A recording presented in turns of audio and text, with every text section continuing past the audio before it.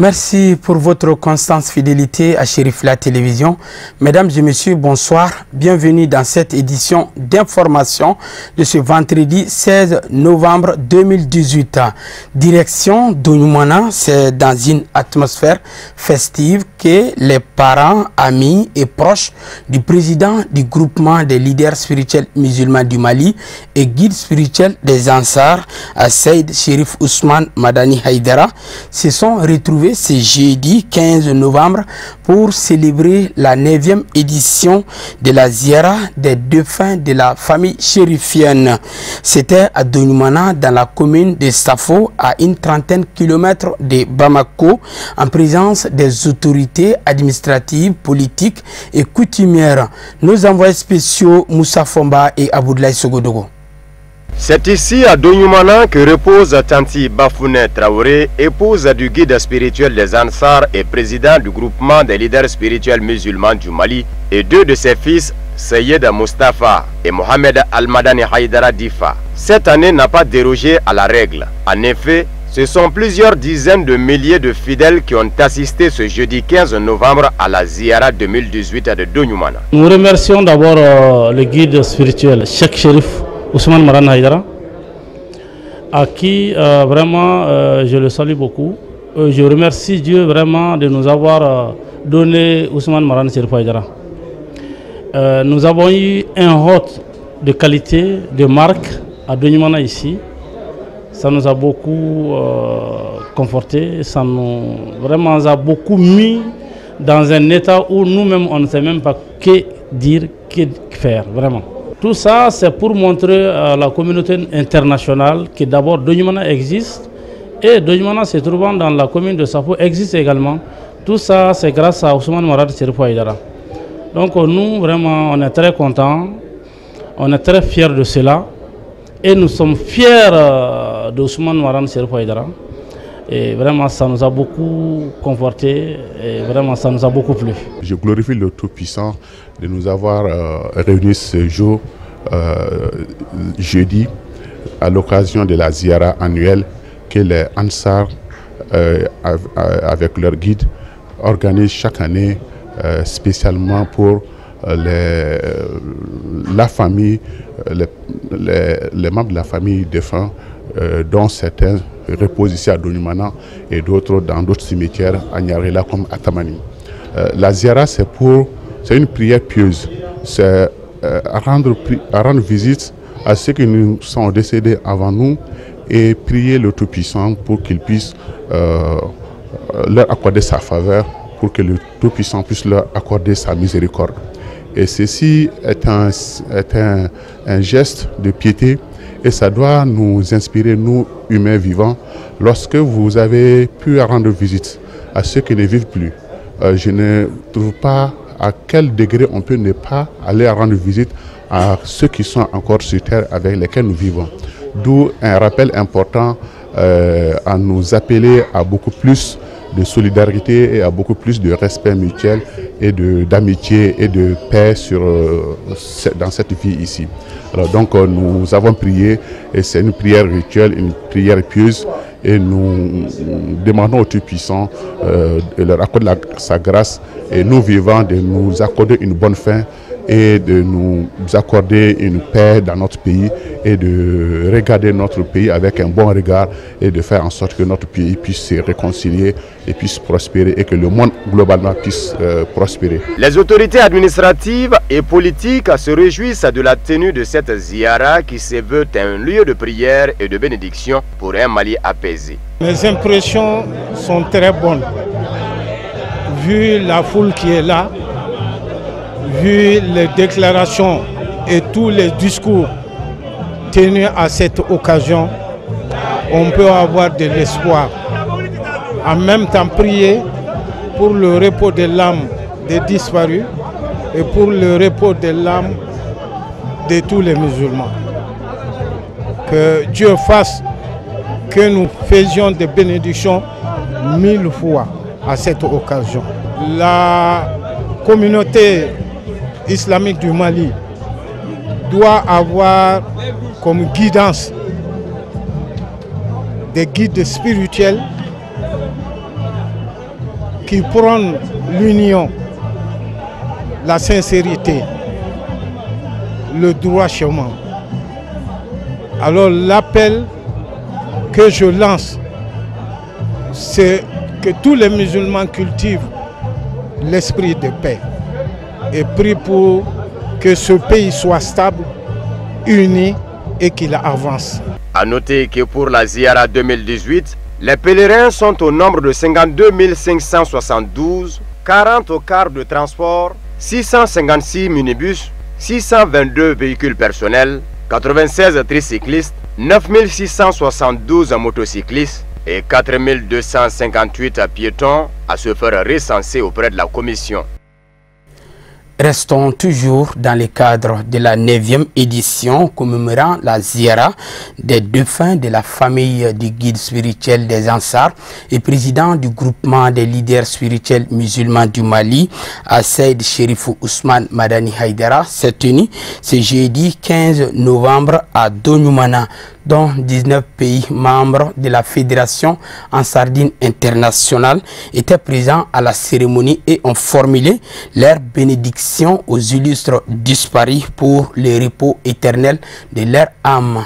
Nos envoyés spéciaux à Donyumana, Tata Touré, Baba Keïta et Mohamed Traoré.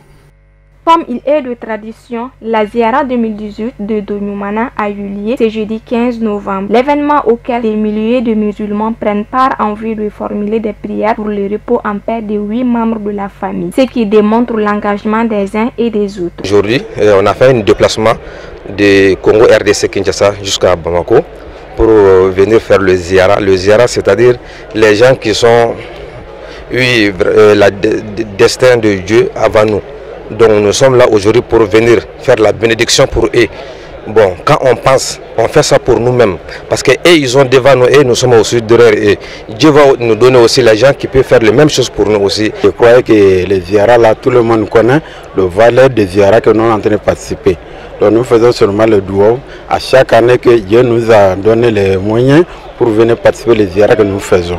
Nous faisons toujours la bénédiction pour tous les pèlerins que Dieu nous a fait retourner chez nous pour venir trouver notre famille en paix comme qu'il faut. Vu qu'on vient du monde entier, la France, l'Europe, l'Afrique, l'Asie, donc il y a un but qui nous satisfait tous. Donc à cause de cette but-là, donc j'appelle tous les pèlerins du monde entier d'effectuer le voyage qui ne vont pas le regretter par la grâce du Tout-Puissant. Ce qui nous a apporté ici, c'est l'amitié et l'humanisme de l'islam qui nous a apporté ici ce soir pour les ziyaras de Madani Haïdara. Si vous voyez que nous sommes présents aujourd'hui pour participer à cette ziyara, c'est d'abord prier pour nos disparus. Je vais parler particulièrement de mon père Madani Haïdara, celui-là même qui est un ami. Je peux le dire, c'est un ami parce qu'il a participé à plusieurs tournées avec lui. Sa dernière tournée en Côte d'Ivoire, je l'ai fait. Et je me rappelle que lorsque on l'a accompagné à l'aéroport, je suis avec lui. Donc il y a cette image-là qui me vient chaque fois en tête, que j'apprends qu'il y a une ziara. Je commence à penser à mon père Madani Haïdara parce que c'était un ami. C'est dommage qu'il soit parti très tôt. Prier pour lui, pour que son âme repose en paix, ainsi que Moustapha Haïdara et notre mère Bafna Traoré. Donc on est venu pour le ziara des Fa. Donc parce que le ziara, c'est Cherif Ousmane Madani Haïdara, il nous a dit le ziara, donc on peut faire en islam, donc c'est pour cela qu'on est venu pour le ziara des Fa. Des prières et lectures du Saint-Coran ont été le temps fort de la journée et les 19 pays membres de la Fédération Ansardine internationale se disent heureux d'être encore présents cette année tout en exprimant leur gratitude envers le guide. Voilà, c'était la page consacrée à la Ziara 9e édition de la famille chérifienne. Vivement la 10e édition. Actualité sur tout autre plan, le centre de formation colonel Jean-Djiki Keïta de Tabakoro a abrité la 31e session de formation de recyclage des agents du développement rural, initiée par la Direction générale des eaux et forêts à travers le programme de gestion décentralisée des forêts GDFORD. La session a porté sur la gestion des forêts classées et les défis qui sont liés. Abdou Karim Sako et Samba Traoré. Durant 5 jours, la trentaine de participants ayant pris part à cette session ont échangé sur les défis de la gestion des forêts classées, aujourd'hui victimes de diverses activités dites humaines, notamment l'agriculture, l'élevage, mais aussi et surtout la recherche minière et l'orpaillage. Et quand vous voyez déjà le thème de l'atelier qui porte sur la problématique de la gestion des forêts classées au Mali, ça veut dire qu'aujourd'hui le constat est très certain, c'est que l'ensemble de ces forêts classées et même en dehors des forêts classées, et on constate une agression. Ces forêts, ces domaines sont en proie à de formes multiples d'agressions qui sont entre autres l'élevage, l'agriculture, l'orpaillage, les feux de brousse et toute activité humaine en plus des actions, des activités, ce que je veux dire, des changements climatiques, alors des activités, des facteurs naturels, en plus des activités de l'homme, ont contribué à dégrader dangereusement ces formations forestières aujourd'hui au Mali. L'atelier c'est venu à point nommé, d'abord très intéressant par rapport à la participation. C'est l'ensemble des acteurs, des agents du développement rural qui sont confiés, les eaux et forêts, l'agriculture et l'élevage. Ça veut dire que chacun de ces secteurs est concerné pour la gestion durable. Alors c'est juste pour dire que le résultat attendu de cette session, c'est de concourir à la gestion durable des ressources forestières, particulièrement et de façon générale aux ressources naturelles. Au niveau de chaque localité, nous avons constaté que ces forêts souffrent énormément. Donc il est grand temps que les cadres de ces services essaient d'échanger comment ces occupations sont venues, comment on peut les résoudre ensemble avant qu'on quitte ici, qu'on essaie de formuler des recommandations pour qu'on puisse faire face à ces fléaux.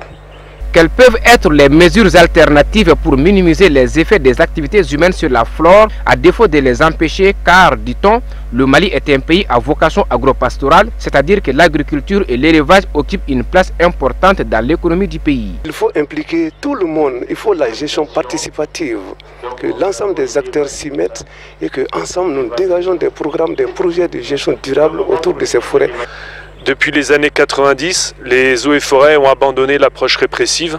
Donc c'est plus l'État théoriquement qui gère toutes les forêts. Il y a la décentralisation, il y a les transferts de gestion. Donc on a regardé ce qui s'est fait par le passé ici, les tentatives de déguerpissement. On a vu aussi ce qui a été fait dans d'autres pays, notamment à Madagascar, en Côte d'Ivoire, au Burkina Faso. Et on a beaucoup insisté sur le besoin de faire de la gestion participative. On ne peut pas faire la gestion des forêts sans impliquer les gens qui vivent autour ou dans les forêts. Il faut gérer ça, qu'on le veuille ou non, et il faut chercher des consensus et faire en sorte que les gens aient des alternatives viables pour pouvoir exister sans taper dans les ressources naturelles. Les participants venus de plusieurs localités du pays ont, à l'issue de cette 31e session, estimé que l'implication de tout un chacun est nécessaire pour la préservation de la flore et la faune. Rencontre d'échange entre les membres de la Cour constitutionnelle et le Conseil national de la jeunesse du Mali sur le rôle de la 5e institution de la République du Mali. Ce débat démocratique a été une occasion pour les jeunes d'acquérir de nouvelles connaissances sur cette institution de la République du Mali. Amadoun Diallo et Samba Traoré.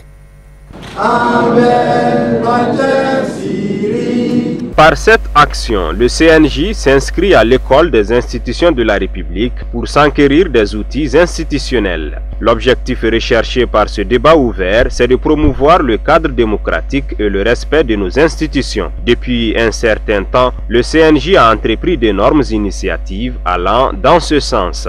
Donc nous nous sommes dit qu'il était important que dans ce cadre-là qui existe déjà avec les autres institutions, d'ouvrir le débat entre la jeunesse malienne et les sages de la Cour constitutionnelle. Donc c'est dans ce cadre-là que nous avons eu la chance d'être ici aujourd'hui avec plus de 200 jeunes. Comme le dit l'ancien président des États-Unis, Obama, mieux vaut avoir des institutions fortes que d'hommes forts. Aujourd'hui, nous avons compris que le Malien ne comprend pas beaucoup le rôle des institutions. Une projection vidéo sur les connaissances de la Cour constitutionnelle a été suivie des questions-réponses qui ont porté sur le processus électoral, la réforme institutionnelle et territoriale, entre autres. Sur toutes les questions, Madame le Président de la Cour constitutionnelle a apporté des réponses claires et précises sur le rôle de la 5e institution de la République. Et notre institution n'est pas statique, n'est pas figée. On n'est pas des justiciers. On ne fait pas du juridisme non plus. On rend des décisions qui prennent en compte un contexte social qui peut sauver un pays d'aller dans l'abîme. C'est ça notre rôle. On n'est pas là pour plaire. On n'est pas là au service de quelqu'un. Ceux qui nous ont nommés n'ont plus rien à voir avec nous. Depuis que nous sommes là, nous n'avons jamais été reçus par le président de la République, comme tout ce qu'on raconte. Non plus par le président de l'Assemblée nationale, encore moins les magistrats. Voilà comment nous fonctionnons. À la Cour, on réfléchit, on donne des solutions, on propose des solutions, on participe à la vie de l'État. Alors, il faudrait qu'on se dise les vérités. Les jeunes qui sont ici chez moi ce matin, je dis chez moi, je vous demande en sortant d'ici que chacun de vous soit un ambassadeur dans son milieu, que vous appreniez à enseigner aux jeunes le bon comportement qu'on attend d'eux. Notre mandat est de 7 ans renouvelable, d'après l'actuelle constitution. Sans la fin de ce mandat, on n'ira nulle part. Le président ne peut pas nous sortir, aucune action ne peut nous sortir d'ici. Nous sommes là pour rendre les décisions de l'État. Ceux qui veulent l'accepter, d'accord, ceux qui ne veulent pas l'accepter, c'est leur droit. C'est la démocratie, mais nous allons continuer à les rendre. Madame le Président de la Cour constitutionnelle ajoute que l'institution qu'elle dirige est chargée de la stabilité de l'État. Dans ce sens, elle a tenu à remercier le CNJ pour cette brillante initiative qui contribue au renforcement de la démocratie malienne. Le Président de la Cour constitutionnelle ne peut que vous encourager. Mon temps d'exercice ici dépasse le temps de vos durées de vie, peut-être, la plupart du temps. Donc, nous avons apprécié et nous vous encourageons à poursuivre, à chercher à comprendre votre pays, à chercher à sauver votre pays dans l'abîme dans lequel on veut le mener. Et je vous en félicite. Rappelons que le Conseil national de la jeunesse, CNJ, entend multiplier d'autres initiatives dans le seul but de contribuer au renforcement de la démocratie malienne et au respect de nos institutions. La deuxième session ordinaire du comité de pilotage du projet d'appui à la compétitivité agro-industrielle du Mali, PACAM, s'est tenue ce vendredi 16 novembre dans ses locaux 6 à Amdalaï Assi, présidé par le ministre de l'Agriculture, Dr Nango Damele. Cette session a pour objectif de faire le point des activités menées et d'évoquer les perspectives pour l'année à venir. Al-Amidou Badini et Baba Keita. Le projet d'appui à la compétitivité agro-industrielle est une initiative du gouvernement malien en partenariat avec la Banque mondiale. Il est axé sur 4 composantes, notamment l'augmentation et l'exportation de la mangue, l'amélioration de l'accès aux zones de production de mangue et la promotion de la production d'alimentation animale. Ce projet vise surtout à accroître la transformation des produits agricoles dans le bassin de production agroécologique de Sikasso, Bamako et Koulikoro. Le PACAM a été conçu comme un véritable outil de développement du segment transformation de la filière alimentation animale. Dans le cadre de sa mise en œuvre, l'approche des alliances productives sera mise au point et utilisée pour favoriser le développement à grande échelle de l'agro-industrie dans notre pays. Ainsi, il est prévu que le PACAM participe à la réalisation de 100 sous-projets d'agro-industrie avec une subvention ne pouvant dépasser $70 000 par sous-projet. Pour l'année 2019, le budget de fonctionnement du PACAM s'élève à plus de 8,6 milliards de nos francs. Il est prévu également la réhabilitation de 300 km de pistes rurales pour désenclaver les zones de production de Sikasso et Nyanfolila et favoriser la transportation de plus de 35 000 tonnes supplémentaires vers le marché. au ministre de l'Agriculture d'exprimer l'engagement de son département à tout mettre en œuvre pour la réussite du projet et l'atteinte des objectifs escomptés. L'appui à cette filière va se poursuivre à travers la réhabilitation des 300 km de pistes à Sekasso et à Yanfoula, pouvant apporter 35 000 tonnes de mangue supplémentaires pour la commercialisation. En outre, un appui sera apporté à l'IFM dans le cadre d'une étude afin de trouver des solutions adaptées aux nombreux problèmes qui se posent dans la commercialisation de la mangue au Mali. Par ailleurs, le PACAM appuie l'agent de la promotion des investissements API en charge de la promotion des investissements directs étrangers et du développement des petites et moyennes entreprises. Cet appui va promouvoir les opportunités d'investissement local et étranger dans l'agrobusiness et favoriser ainsi la destination Mali. Enfin, il est prévu que le PACAM apporte un appui à la création d'un hub technologique sous-régional sur le site de Tabanisso à Samanko. Ce hub va aussi faciliter la promotion de l'investissement en partenariat avec ICRISAT à travers l'innovation et les technologies. Le but étant de promouvoir surtout l'entrepreneuriat jeune, très cher au président de la République. La coordinatrice nationale du projet dira que des résultats satisfaisants sont obtenus au terme de l'exercice 2018, à savoir le traitement de 24 800 hectares de vergers par les produits phytosanitaires contre les mouches de fruits, ce qui a permis au Mali d'exporter plus de 22 000 tonnes de mangue pour des recettes de plus de 8 milliards de francs CFA. À cela s'ajoute la formation de près de 300 producteurs de mangue dans les zones d'intervention du projet et l'accompagnement des unités de transformation de mangue. Le développement de l'actualité africaine et internationale en bref et en images avec Ahmadou Diarra.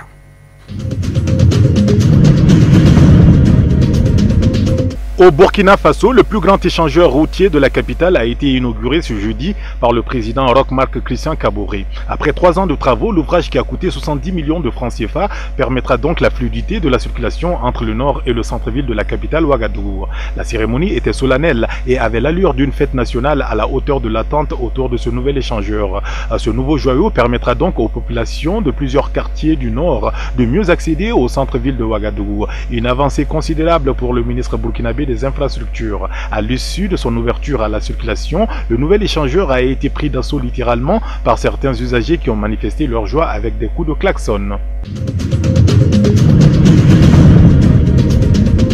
Au Gabon s'est tenu le premier conseil des ministres ce vendredi sans Ali Bongo Ondimba, toujours hospitalisé en Arabie Saoudite. Ce conseil, qui a été présidé par le vice-président de la République, a été possible grâce à une décision de la Cour constitutionnelle qui a écrit un nouvel alinéa sur l'article 13 relatif à la vacance du pouvoir. La classe politique gabonaise et la société civile sont extrêmement choquées. L'opposition gabonaise est donc vent debout contre cette modification constitutionnelle. La coalition pour la nouvelle République de Jean Ping a aussi promptement réagi en appelant le peuple à un sursaut patriotique et à défendre sa souveraineté.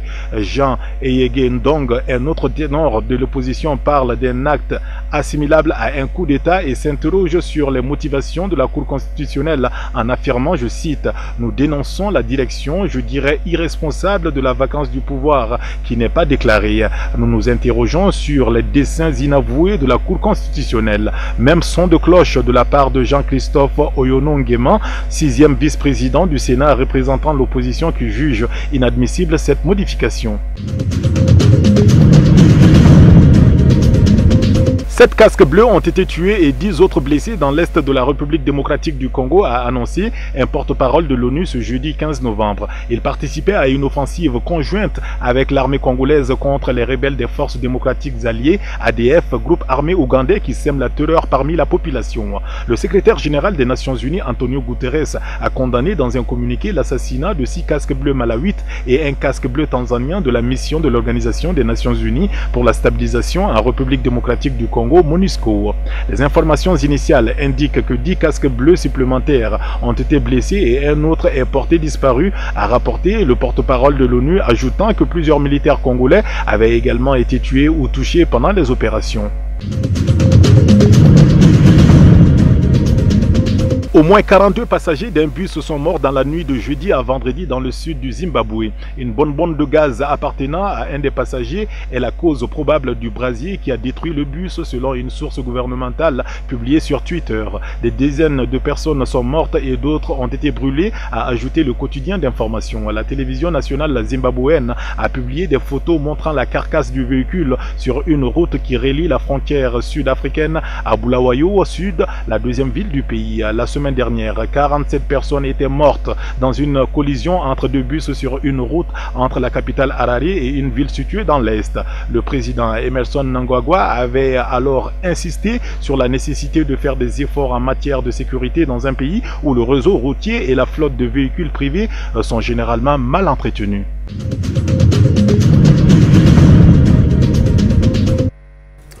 Voilà, ainsi s'achève cette édition d'information qui a été préparée par l'ensemble de la rédaction. Merci à vous de l'avoir suivi. Bonne suite de programme sur Chérif La Télévision. Au revoir.